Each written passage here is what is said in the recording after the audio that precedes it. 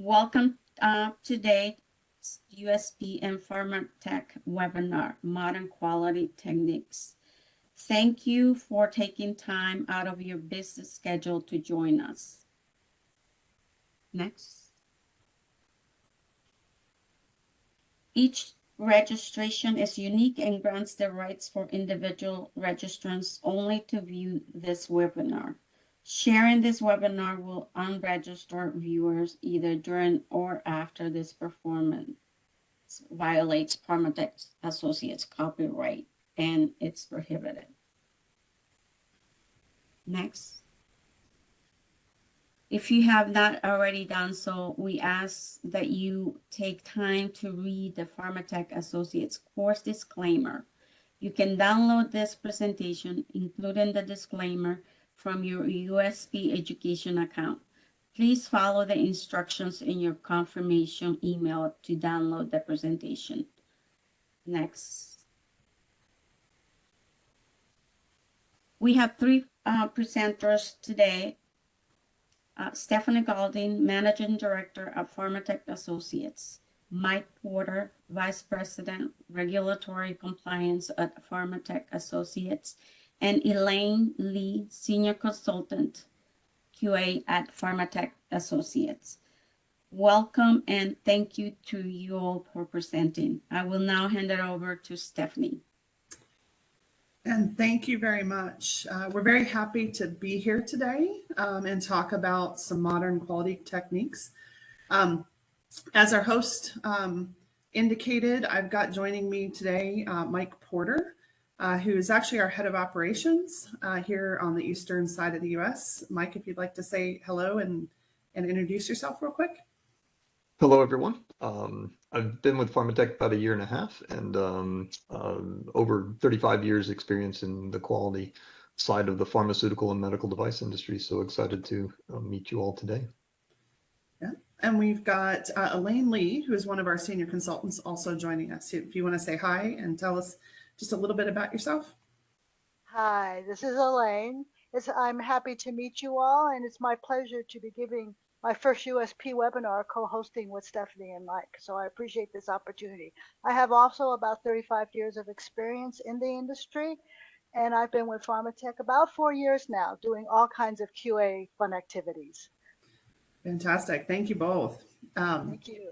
And with that, as the host mentioned, my name is Stephanie Galding. I am the managing director at Pharmatech, and much like Mike and Elaine, I've got over 30 years in the industry, mostly in quality and regulatory compliance. So we're really excited today to talk to you about some modern quality techniques. And as we've started in some of our previous discussions and previous courses that we've done with USP, really want to start our conversation today just kind of remembering that at the focus of this are the patients who take the medicines and use devices that we manufacture. And that really, in those cases, every dose really does matter for each of those patients.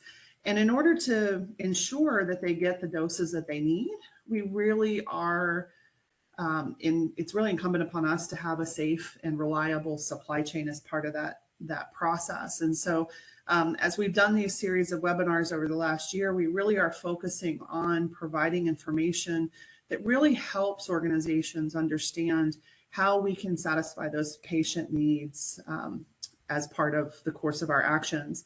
And we're going to start that conversation today actually with Elaine talking a little bit about patient-centric mindset, what that means, and how to potentially think about that from a drug development process. So Elaine? Hi, everyone. We first, in our next slide, first slide, what does centricity mean? It's actually an umbrella term that means patient-centered efforts and activities of an organization should engage patients. A really good example is I was reading a publication from the National Health Council, and after I finished reading it, I had to smile because it talks about company ABC, which is a company that I have worked with. And company ABC was developing a new formulation of topical medication indicated for acute dermatitis. They had come up with a very sophisticated formulation and wanted and gathered up a focus group of patients, intended patient group, and asked them if they prefer their new sophisticated formula versus the traditional white cream. And so the patients tried that formulation, and most patients preferred the traditional white cream that absorbs easy into the skin, whereas the new sophisticated formulation kind of left a residue on top of their skin. Now, at the same time, they asked this focus group their preference. Do they prefer a plastic tube, similar to, say, when you go to CVS or Walgreens and pick up a plastic tube of hydrocortisone versus a metal tube? And without a doubt, the patients preferred the plastic tube, indicating it was easier to squeeze out their medication and they could get every drop out, versus a metal tube. It was harder to press down, and after, when you roll the metal tube, sometimes there's sharp points and they would hurt themselves. So company ABC listened to the feedback from their patients and used a traditional formulation for their product and packaged it, their Investno product, in the plastic tube. So this is a really good example of listening to our patients, getting their engagement, and developing products that meet their needs. In our next slide, we show that in the new drug development paradigm is changing. And we should recognize that all patients do not respond in the same way with their therapeutic dose, and their response can be differs too. So with that, with this new paradigm, we should address specific patient needs can drive the development of a new chemical molecule.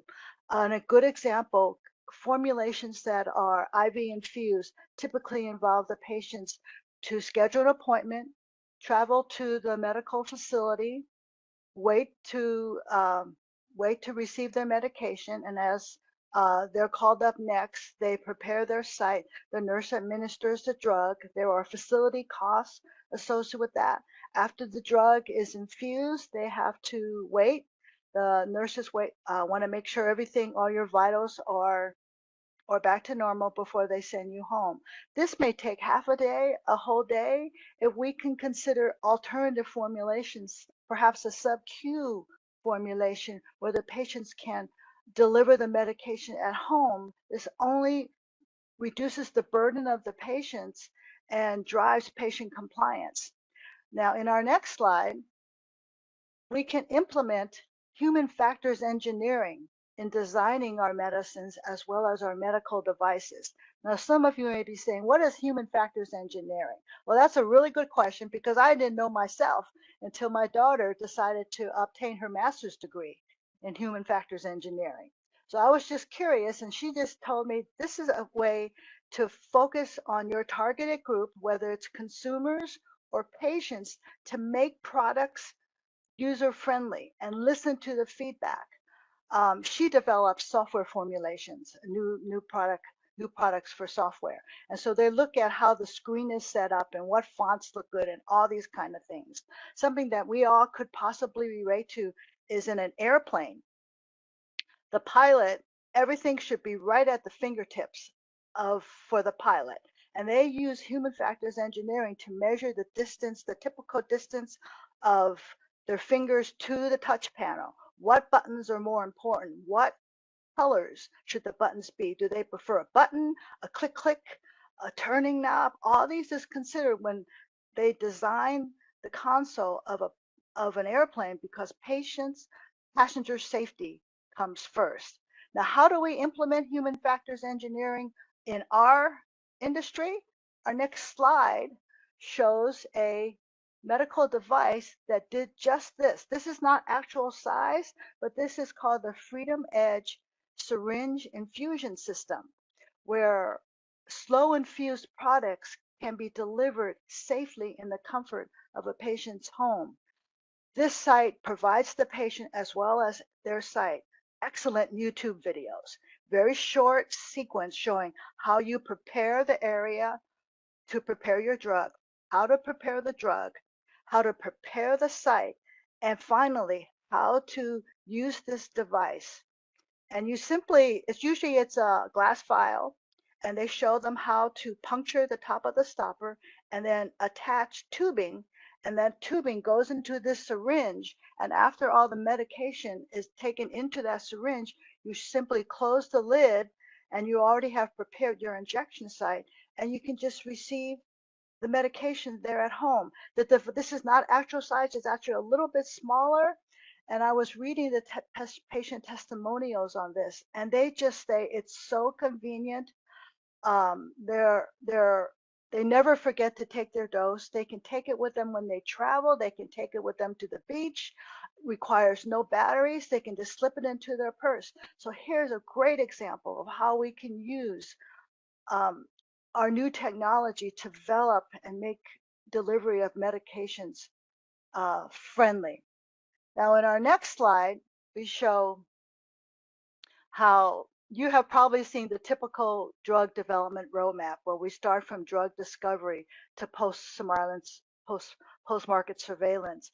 At these various touch points, there are patient-centric opportunities that we can just, if we just took a time to what can we do? One of those ways is, for the example, to use formulations and packaging components that the patient prefers. Another way is to make all our technical language user-friendly in language the patients can understand.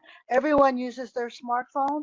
They search on a Google search. Why not make the wording user-friendly? And when they open up a site, they touch that, available to them at a touch of a button, are medical libraries, also written where they can understand.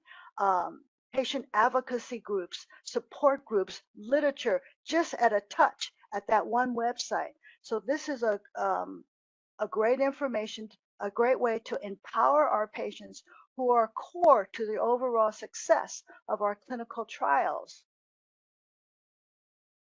In our next slide, we show how the regulatory authorities embrace the concept of using patient-centricity. They published a 2019 guidance specifically for patients with ALS, Lou Gehrig's disease, encouraging drug developers to develop formulations that are more user-friendly. Current formulations require a patient visit to the hospital. It's an intravenous infusion that is given into the spinal column. This is very painful, and treatment outcomes are not necessarily the best because it burdens the patients. If we use new formulations, perhaps the subcutaneous injection, engage the regulatory authorities and how we can use adaptive design, use features of enrichment, decentralized clinical trials, and use all the technology that's available to us to benefit and improve patient outcomes. This is a win-win for drug companies and for the patients. In our next slide, we can see that when the sponsor engages our patients, there are so many advantages. In the drug development model, we can align the drug design and the clinical strategy that suits the patient best, which lowers our regulatory risk. Having information that is friendly for the patients to understand, this improves patient recruitment, engages patients, and retains patients, which then improves clinical trial outcomes. And with good clinical trial outcomes, that just makes the data that much more valuable. And with our regulatory authorities encouraging us to use patient-centric models, it improves and speeds up our products getting to the market sooner with positive patient outcomes. And when we think about it and take a step back, we are here to improve the health of our patients because they are the core to what we do. And with that, I move on and introduce Mike Porter, who will talk about integrated data management strategies. Thank you. And thank you, Elaine. It's important that as we look ahead to the development, the integration of patients into that process is certainly critical. And it ties nicely into this discussion on integrated data management strategy, because it's another source where we're going to be collecting a large amount of data as the patients become involved and report back in. And so how do we think about data management? How do we set up our systems to capture, analyze, and utilize that data to add value? And that'll be the focus of this part of the conversation. So if we look at the next slide, while there are many sources of data that we receive and need to manage, this conversation, I'm really just going to focus on looking at an integrated quality management system aspect, but certainly the conversation can apply more broadly to these other sources of data as well. And so if we think about a QMS system, right, we have numerous processes, each generating its own set of data, whether that's deviations or change control or recalls or audits, right? Each of these processes has a fair amount of data associated with them, and typically we will take a look at each of those systems within the context of itself. And so if we look at the next slide, as we think about sort of the typical approach, we do tend to look at it by quality system. We'll look at deviations and talk about that, and then we move to change control and talk about that, and then to audits. And so it really drives a view from a quality system process standpoint and how we're performing with compliance to the procedures that drive these quality systems. And typically we'll pull data. Sometimes it's fairly manual to pull that data together. And so we do that, and we report quarterly to management. And really what it drives is a measure of our compliance to the procedural requirements. Are we on time? Are we overdue? Right. And so, the typical approach, coming from either a paper or an electronic system that is driven around each of those individual processes, it can be fairly time consuming, and it can be very focused on reactionary types of measures to drive compliance.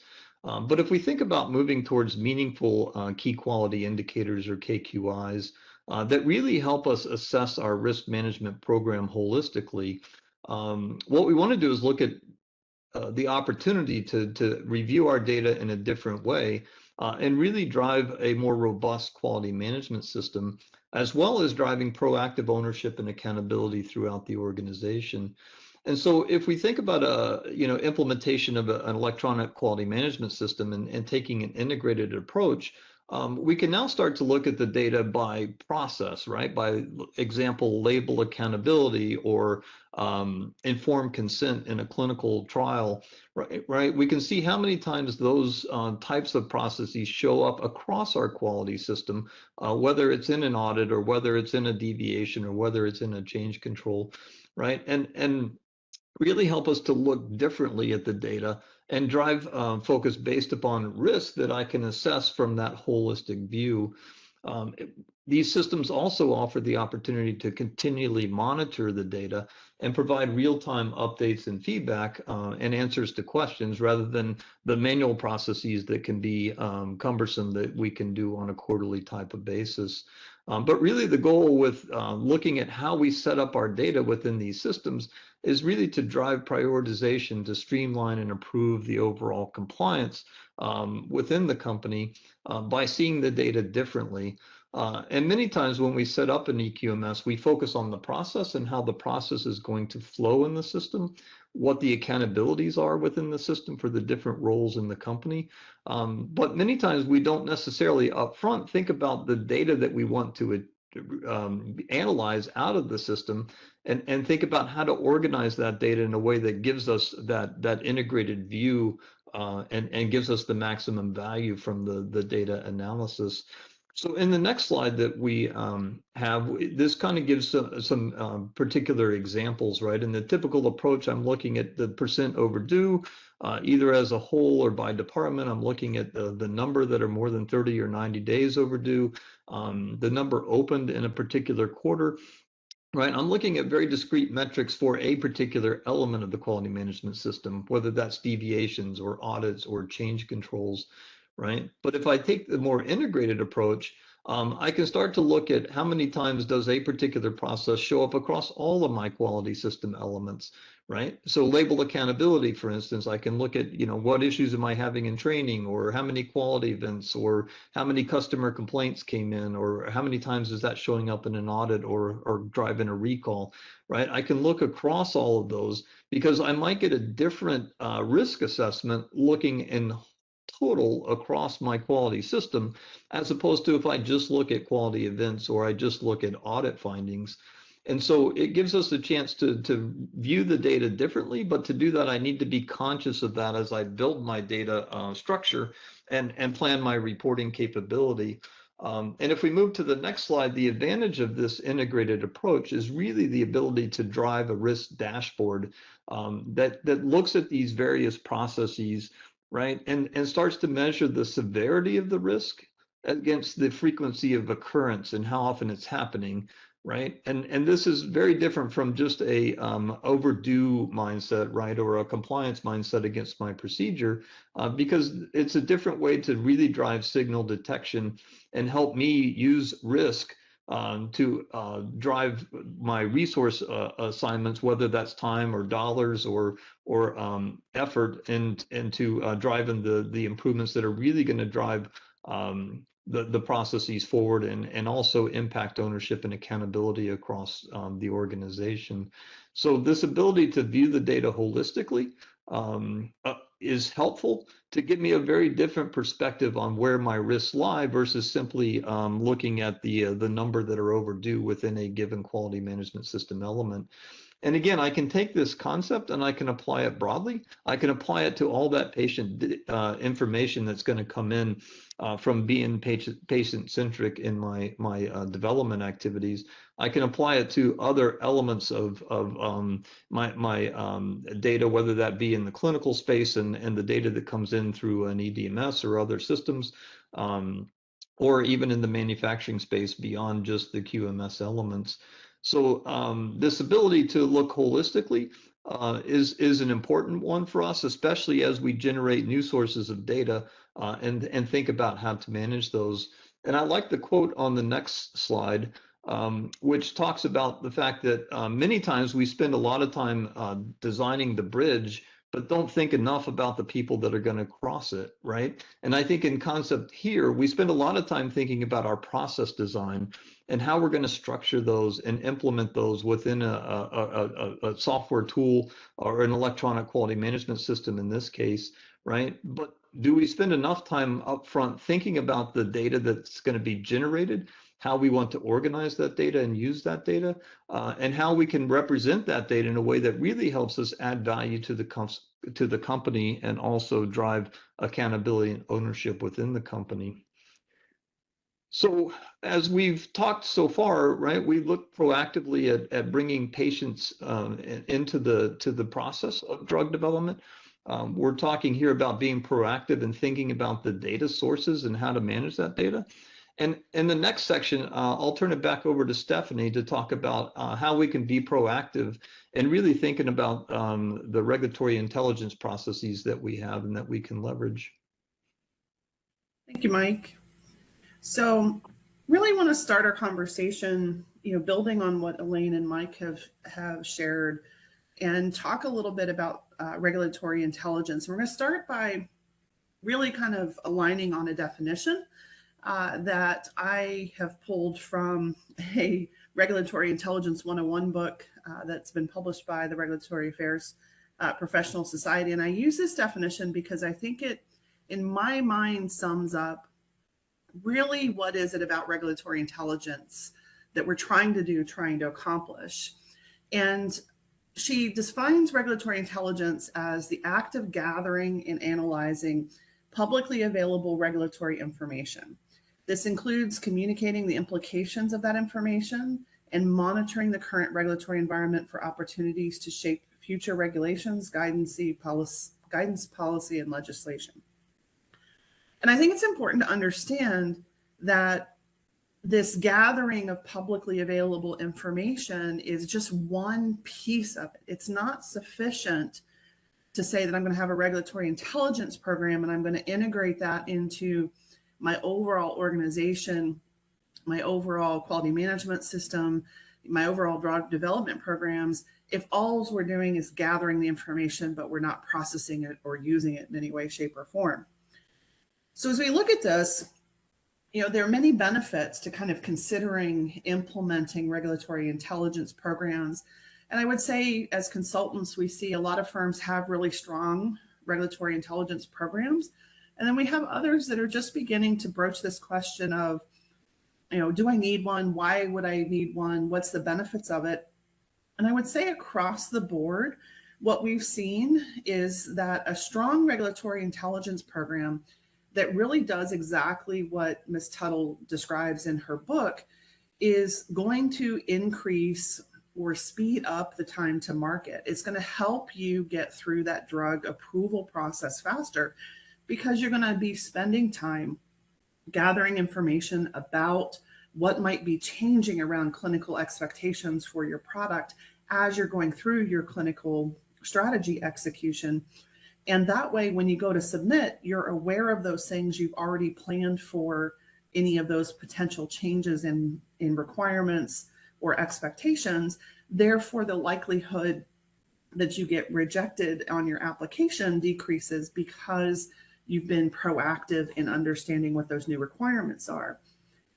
Regulatory intelligence programs also allow us to improve our risk management. Mike talked a lot about, looking at it looking at data management, that helping to improve our risk management. Same thing about regulatory intelligence. If we think about it, I look at it as somebody who's been in the industry over 30 years. When I came into the industry, we're really talking about a situation where often it felt like we were getting a little bit hit out of the blue. We didn't have access to information like we do today.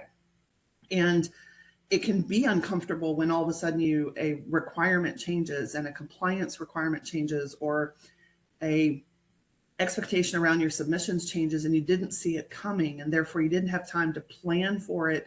And now you're in a very reactive mode trying to get through this. If I use an example, we understand and have been looking for a revision to the European Annex 1 for years. We've been watching it go through the process.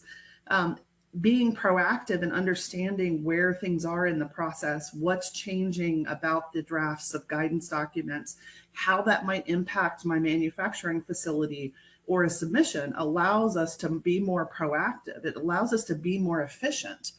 It allows us to better control cost and minimize downtimes in a lot of our manufacturing facilities as well. So when you look at that combination of improving your risk management, oftentimes reducing risk, but you're gaining efficiencies, you're reducing costs, you're getting quicker about implementing, that's all centered around agility and decision making as well. So you get overall improved agility and decision making in the organization. And I think finally, the end result and end benefit of a really strong regulatory intelligence program is really fundamentally that you're on top of compliance, right? You understand what that regulatory landscape looks like. You see changes in regulatory expectations coming. You're prepared for them, and you're not being, in essence, caught with findings or needing to go through and fix things in a reactive mode. You're in a much more proactive space. And for those of you who might have seen Mike's in my webinar on quality management maturity, you're in those higher levels of quality management maturity. You are really looking at patient centricity, you're looking at reduced risk, and you're looking at driving and setting the standards for what is to come in terms of the next generation of interpretation of regulations. So again, you do improve that compliance bottom line. So with understanding the benefits and why you might want to consider a regulatory intelligence program if it's not already part of your organization, naturally a lot of folks say, okay, well, that's all great and dandy, but how do I actually go about doing this? And really what we're looking at from a regulatory intelligence process is looking at a cyclical, ongoing evolution of gathering data and information, going through interpreting, analyzing, and assessing that information, and then planning around what the response is to that information. So I'm going to talk through about each one of these in a little bit more detail. And we'll start with gathering data and information. And this is probably the biggest place where people, when they think of regulatory intelligence program, this is what they think of. They think of going out there, maybe getting email updates and pushes from regulatory health authorities on new regulations, new guidance documents, getting maybe news blasts from professional societies that provide some of that same kind of information. But that's only one slice. You can also go and look at, for instance, here in the US, you can look at warning letters that are made freely available on the US FDA website. You can gather intelligence as to where the FDA is focusing inspections and feed that in. And that's really across everything from not just manufacturing inspections, but I just saw the other day, the FDA published a multitude of warning letters to a number of different companies around marketing of unapproved products. So you can see where there are folks that haven't interpreted regulations about getting drug approvals correctly and apply that to your own business and see if that needs to be assessed. And then there are also many of those ways are really what we would consider more passive ways about gathering data. It kind of comes to you. You can automatically go out there and search it. You can do some research, but it doesn't take a lot of effort and energy relative to a more active methodology. And active methodologies for gathering data and information are things like going to conferences, networking with your peers around the world. Over the 30 years I've been in industry, as I've spent more time in quality assurance and regulatory compliance, I've gained a larger and larger network of friends and colleagues. And one of the interesting things is if you lean into that network, for example, around inspection intelligence, you know, the US FDA is really great about publishing warning letters, but you have to go through freedom of information to get access to the 483 information, the raw inspectional information. And not every health authority around the world is really great about publicizing that information. So isn't it great if you can lean into this network of contacts that you have and say, hey, has anybody, we're about to go to, let's say, Australia with a new product. Has anybody gone to Australia recently? What do they know about the inspections? What have they seen? What have they seen about this product approval type? And start to have those conversations.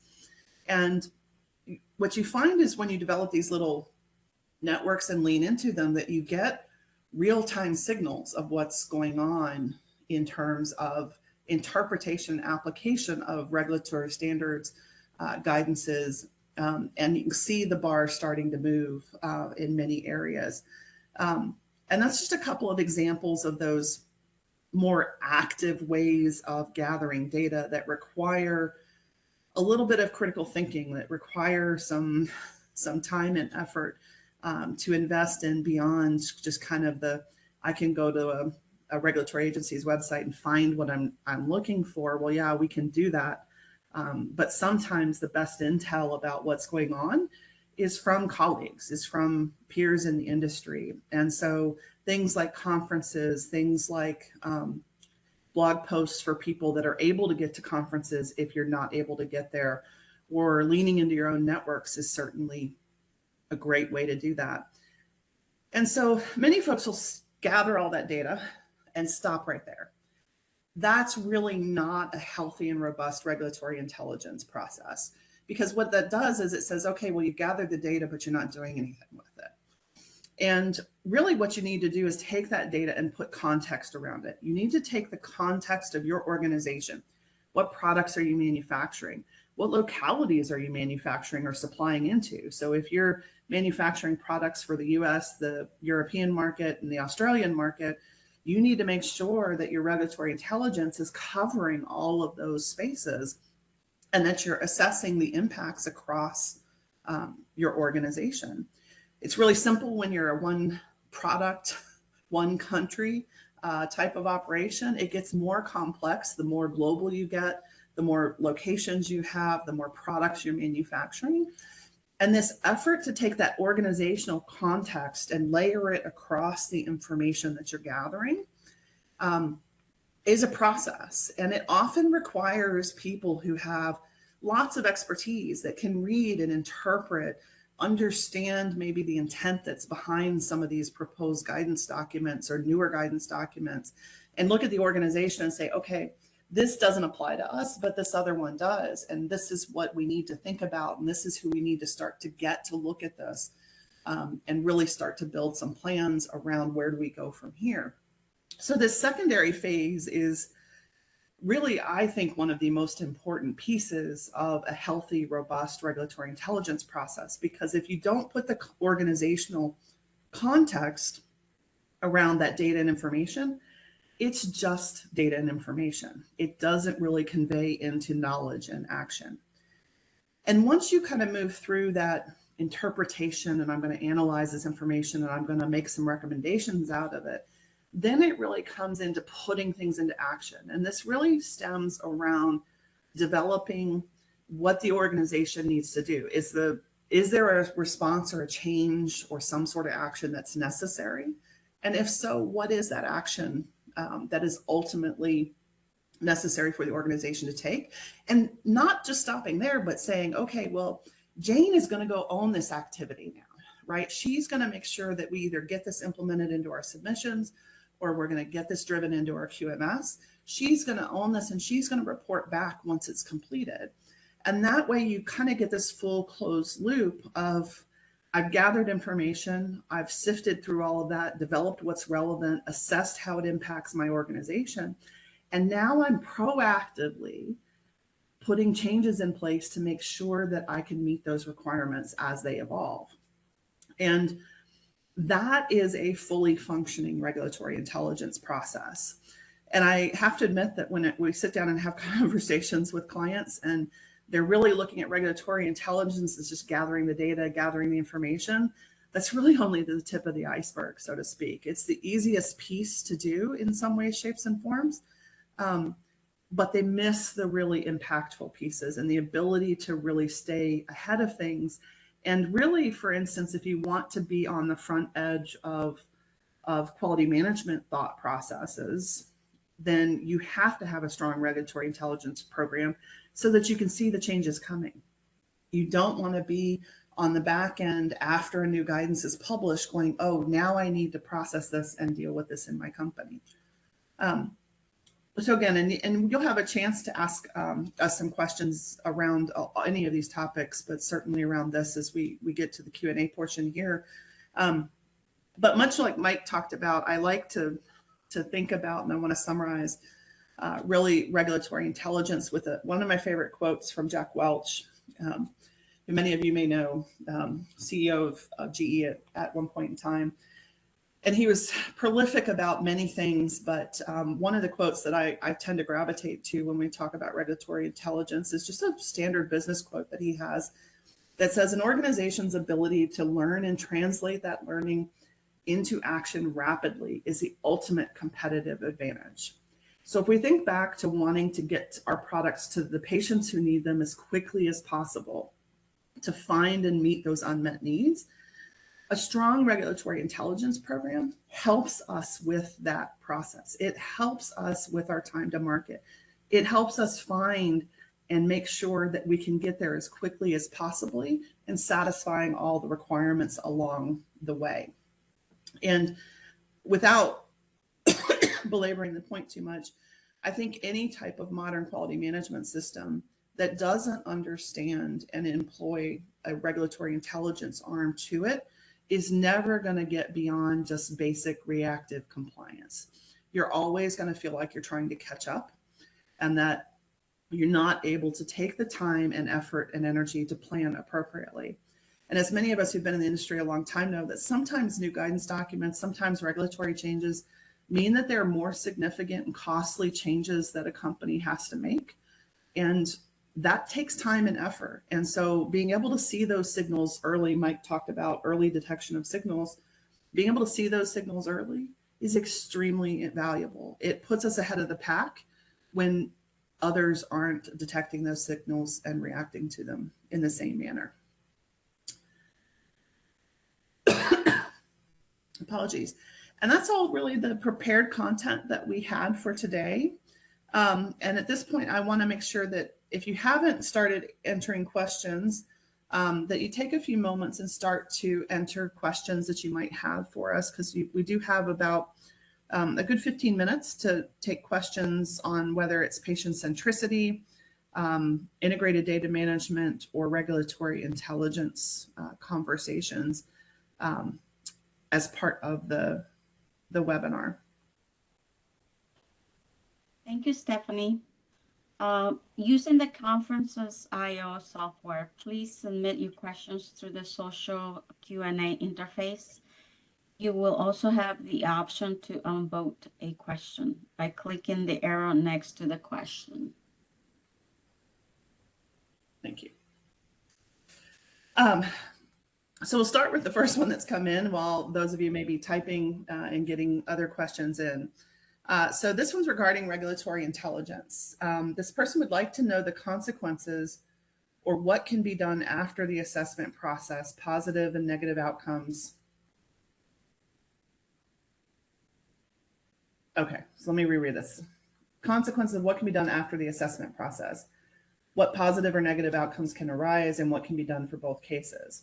So I think, Mike, I'll start with this one, and then maybe if you or Lane want to add to it, certainly you can do so. I think when you look at the assessment process, right, it's all going to be in context of what the signal or the data is telling you. So for instance, if we go back to that patient centricity guidance that Elaine mentioned around the Lou Gehrig's disease, ALS, right? So if you're manufacturing a potential new therapy for ALS, and we were starting to see signals of that, then you'd want to take that through, do the assessment. And what would happen is in that assessment process, your organization would see that there's a draft guidance around this. You'd say, okay, well, we are targeting a new product or a new therapy for ALS.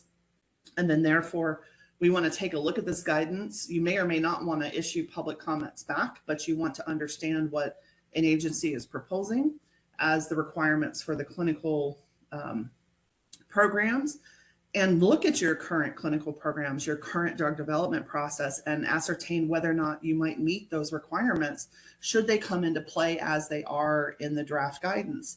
And then at that point, there's really that's that kind of immediate assessment. And part of that assessment is, okay, our clinical program, let's say it is compliant with those guidances, then you should be good. You wouldn't need to take any further action. You would want to monitor for a final guidance to come out and make sure nothing significant had changed from the draft you looked at and assessed. But let's say your clinical program isn't compliant with what they're proposing. Then in that case, you would actually want to put into action and escalate maybe some decisions to say, do we change course? Do we change our clinical strategy? Do we need to rerun some clinical trials? Do we want to put contingency plans in place and wait for the guidance document to be finalized? So hopefully that, I think, will hopefully answer the question. But Mike or Elaine, I'd be curious as to whether or not you guys have any additional thoughts on that. I think you've summarized it well, Stephanie. I think as we are aware and do the assessment against the new regulations, right, it's important to tie that back into the risk management program, right, as well. And the top question there now, the quality risk management map on slide 22, we can certainly get back into that just a little bit. But I think having all these different data sources to help you identify where are your processes aligned with regulatory expectation, and where are they functioning well, and where do you might have gaps, especially as these regulations change based upon your regulatory intelligence inputs, is important, so that you can kind of prioritize which ones. You can't solve all problems at the same time. We have to prioritize with the people and the dollars that we have. And certainly it's a key piece in looping that back into your quality risk management decision making. Yeah.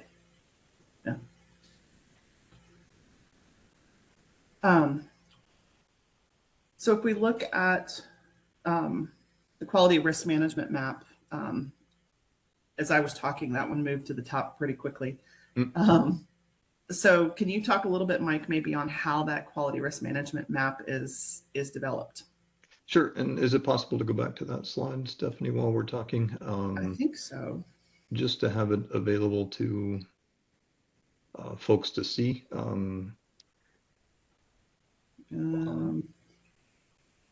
But, I think, as we looked at that map, there were two elements to it, right? What's the relative risk from that process, right? And some processes are going to bring more potential risk than others.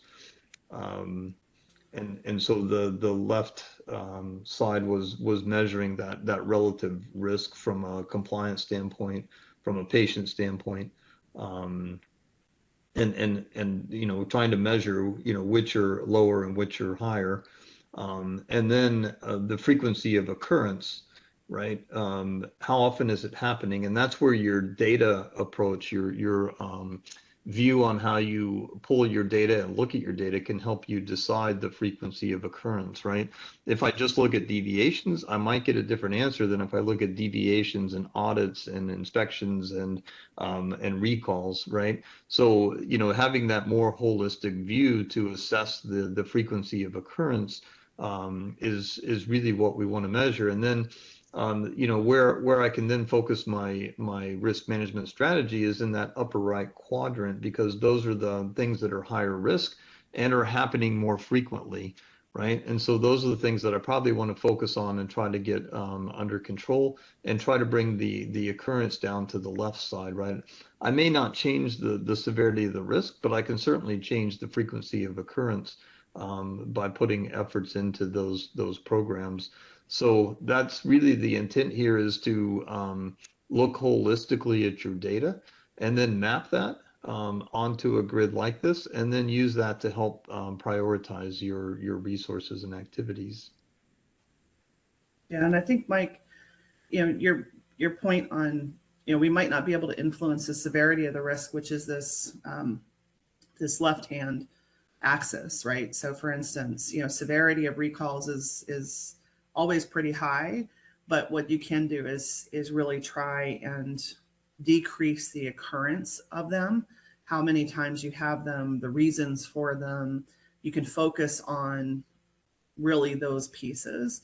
And I think what's unique about this one, Mike, is, and correct me if I'm wrong, is it really looks at, when you talked about that integrated approach, looking at it from more process orientation, that this is processes, and you're looking at that frequency of compliance issues, and that's what's really generating this kind of a dashboard.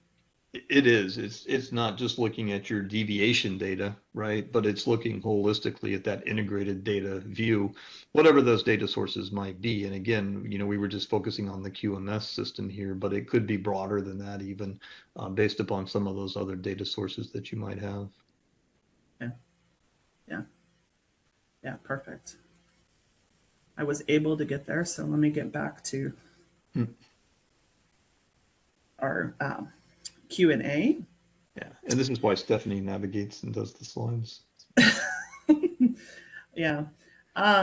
So I think we've taken care of the quality risk management map question.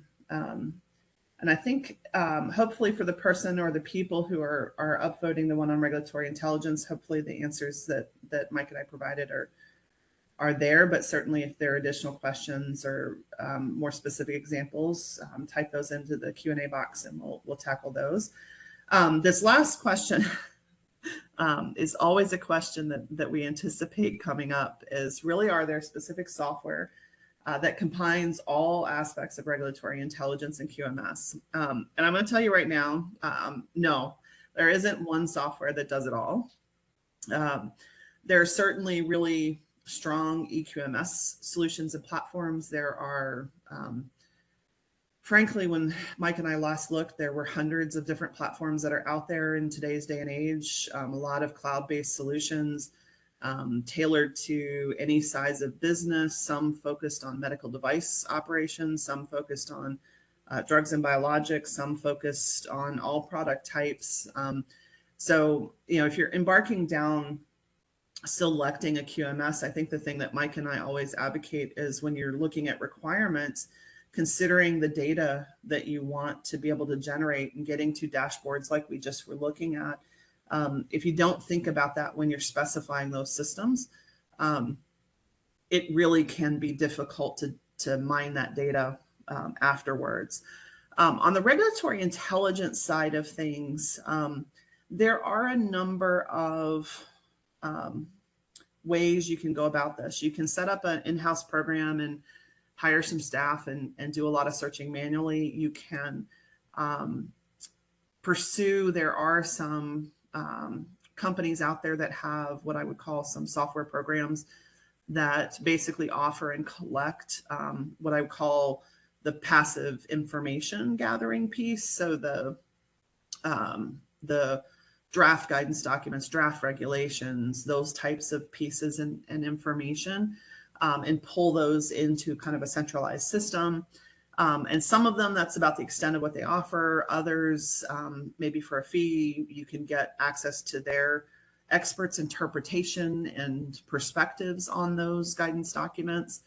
And then there are one or two systems that are out there that not only take care of the data gathering piece, not only from pulling in data automatically into the platform, but allowing you to kind of pull in your own information, but also build some pretty sophisticated workflow engines within the systems to allow you to say, okay, well, I'm going to take this signal and I'm going to assign it to Jane, and she's going to do the assessment, and she's going to put in her results, and then it's going to go to specific tasks and actions. And much like you might see with modern change control system, right, that you can assign actions in an EQMS, you could assign actions in a regulatory intelligence platform. What it does create, though, is a little bit of a gap between these two, I think, core workhorse elements. And I love whoever asked this question. This is a great question. And I think that this is one of the areas that as we move forward and as technology continues to evolve and we are able to take AI and machine learning and all of these other really advanced techniques and algorithms to look at the data lakes that we're creating and to be able to take information from a regulatory intelligence system and our own quality management systems and feed them together for a more integrated picture. To me, that's kind of like the holy grail right now. That's what we'd all love to see, but I haven't seen it yet. So the bad news is the answer is really no. But I do have hope. Where we are today in terms of gathering and looking at regulatory intelligence is significantly different than where we were 10 years ago, let alone 5 years ago. So maybe in another couple of years, we'll see a new solution come out there. So we'll keep our fingers crossed. I think that takes care of that question. We'll give it maybe a minute or two to see if there's any other questions that come in. But if not, we do appreciate the opportunity, as always, to come and talk with you all, and for USP Education to host us and to help us with putting on these types of webinars and the opportunity to share thoughts and information with you guys. And of course, Mike and Elaine and I can always be found on LinkedIn if you're looking for another question outside the webinar. And we got one more in there, and we got plenty of time to answer it. We got a few more minutes. Interesting interpretation. Maybe, Mike, I'll let you take a stab at answering this one. Can regulatory guidelines be altered upon patient requests, or are they unchangeable?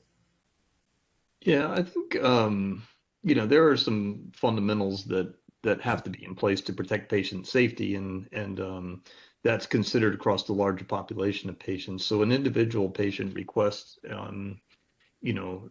while it may be in the interest of that particular patient, it may not be in the interest of all patients. So the regulators have a burden and a responsibility to think about the collective good across. And so I doubt that that, you know, some of those basic fundamentals would be driven by patient requests. But as you think about some of the guidance that's coming out around patient centricity, like the one that Elaine shared, you know, those certainly are going to consider the patient input and make it easier for the patients to be compliant, to be engaged, and to get the benefit of the treatment. So I think, you know, if you look at the 210, 211 side, probably not, right? But if you look at the guidance around how to integrate patients and patient centricity in this new model that we're moving towards, I think certainly there, patients have a large voice and are a key element in driving those guidance documents. Yeah. But Elaine, Stephanie, anything else to add? Well, I think the only thing I might add is, you know, we need to consider the context of the health authority that we're dealing with. If we're really talking about guidance, in most health authorities space, guidances aren't considered mandatory. They aren't considered in the same bucket as regulations. But I think if we're talking about something that's stipulated in a regulation, I agree with you 100%, Mike. I don't think there's going to be a single patient exception process that you can exercise. But certainly as you look at guidances around whether it's patient centricity, manufacturing requirements, quality requirements, drug development processes, guidances are intended to represent current thinking and best practices as they are at the time that they're published. But as we know, I think most of us who've been working, you know, more than 10, 15 years, when I started working, technology and what I carried as a cell phone is very different than what I carry as a cell phone today. The same kind of thing happens around our thinking around a lot of these topics. So guidances can change, they can get revised. But they're really centered around that. So I think it's really incumbent upon the company to understand the patient request, why they're getting it, what they're really looking at. And I think if you go back to, I love the example that Elaine gave about the creams. She was sharing that with Mike and I as we were preparing for this webinar.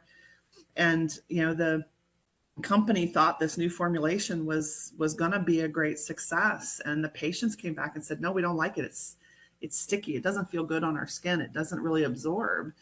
And, you know, that's important feedback to be getting as part of that process, because you do want patients to be compliant with the treatment protocols that are necessary to make sure that they get the full therapeutic effect of the medicines that we're providing them. So I agree with you in principle. I don't think really there's an outlet for a patient-specific exemption to anything.